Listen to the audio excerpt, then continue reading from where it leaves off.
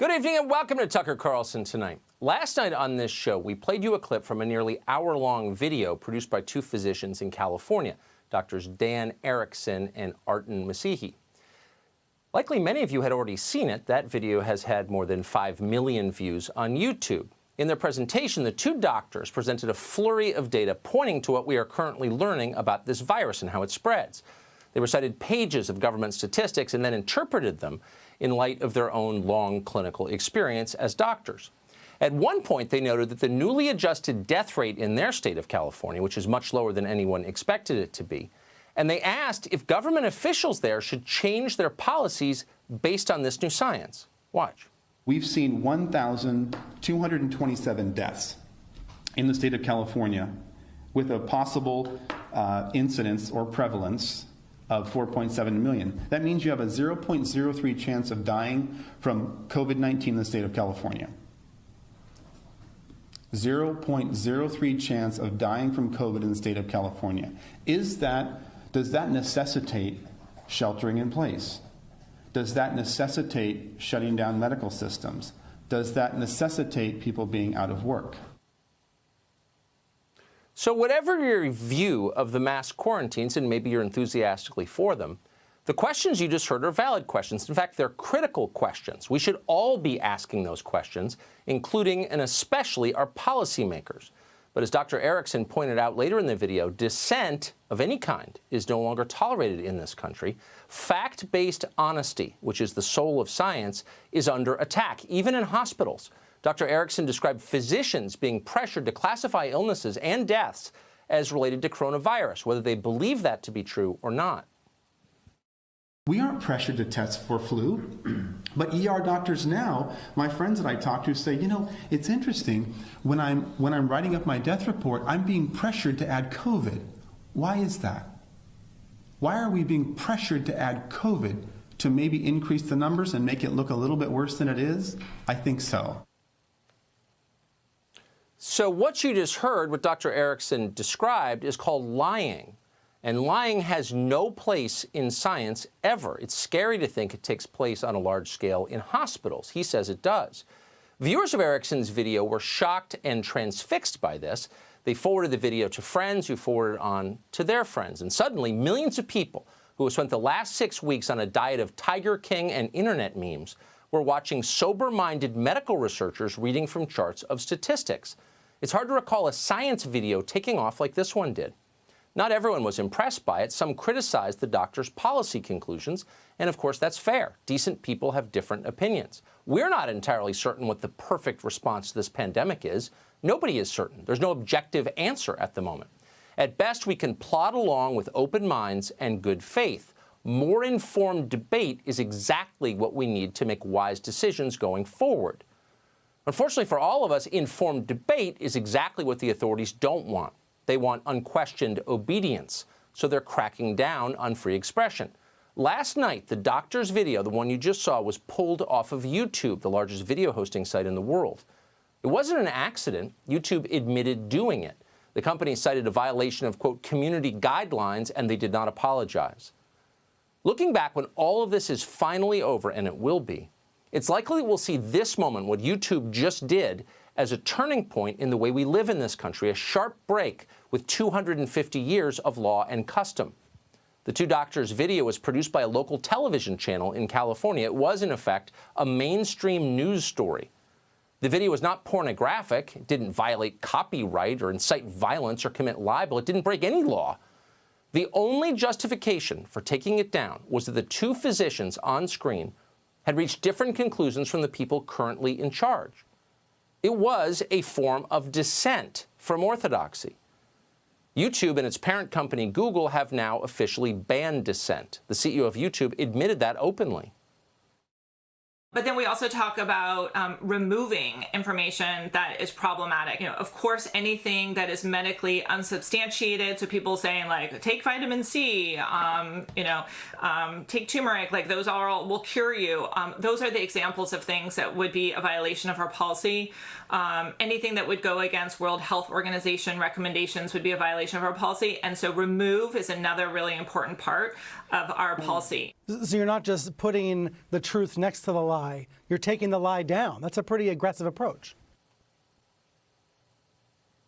We're removing, quote, anything that would go against World Health Organization recommendations. It'll now be taken off the internet. Consider that for a minute.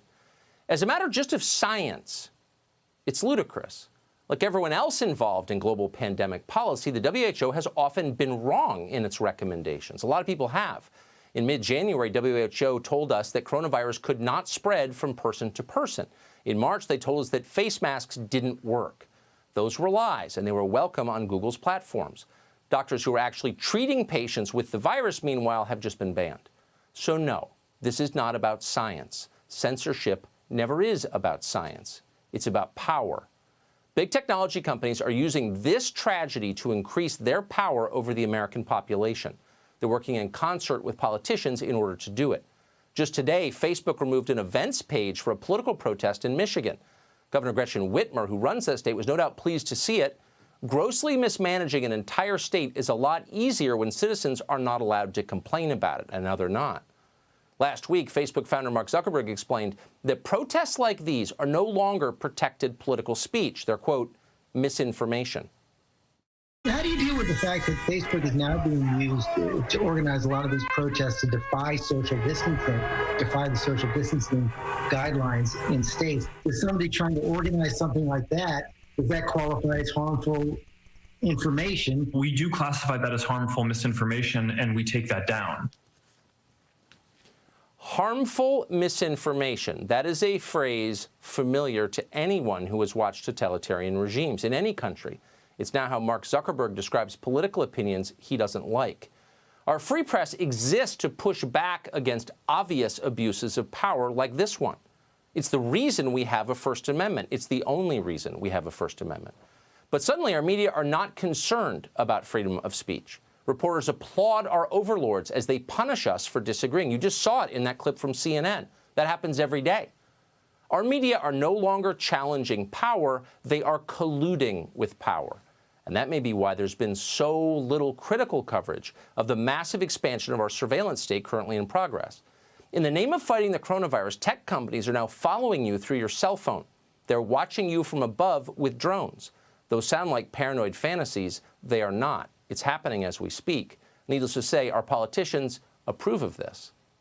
How do you feel about the drones? Look, at this point, we need to save lives, and it's really important that in public spaces, people are abiding by the directives. Yeah, we've got to do it. So what do we have here? We have big companies partnering with the government to spy on you without your knowledge. Americans locked in their homes, banned from going to church, placated with sedatives like weed and beer. Anyone who speaks up is silenced. Political demonstrations are illegal. Organizers are arrested. Only opinions approved by leaders, many of them unelected, are allowed on information platforms. Does that sound familiar? It sounds a lot like China. Of all the many ironies of this moment, so many of them bitter, the hardest to swallow is this one. As we fight this virus, we are becoming far more like the country that spawned it. We are becoming more like China. It's horrifying.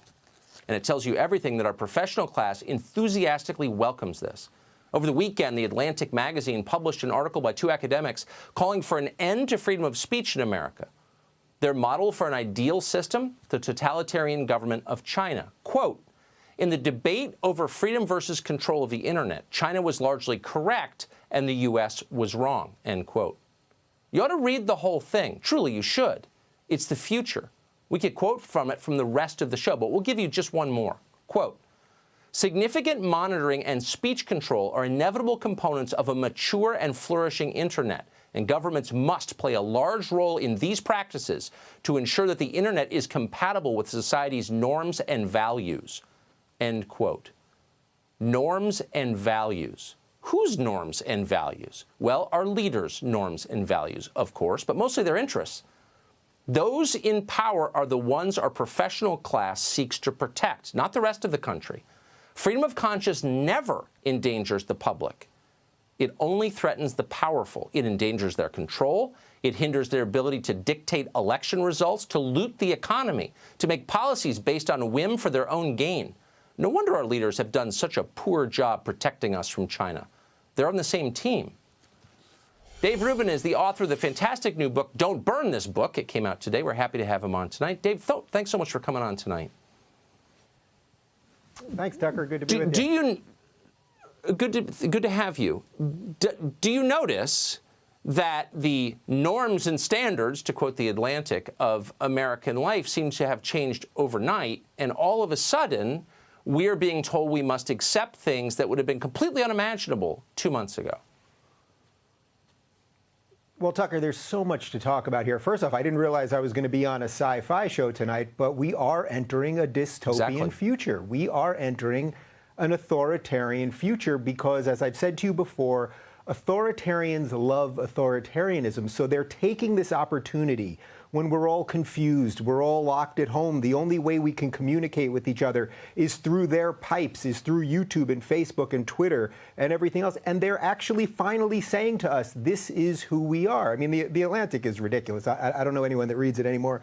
But the bigger issue here is the YouTube, Twitter, Facebook component of it, because we are now saying to them, or they're saying to us, we're going to tell you what's true. And if you dare go against what we say is true, not necessarily what is true, but what we say is true, then we're going to boot you. So, of course, the other part of this is that it will always only be one side that gets booted here. I mean, is Facebook running around and is Twitter and YouTube running around? Are they taking away all the Russian collusion videos that were up over the past couple of years? I'm pretty sure MSNBC has a YouTube channel that still has videos on it. I mean, that was pushing lies and misinformation and propaganda.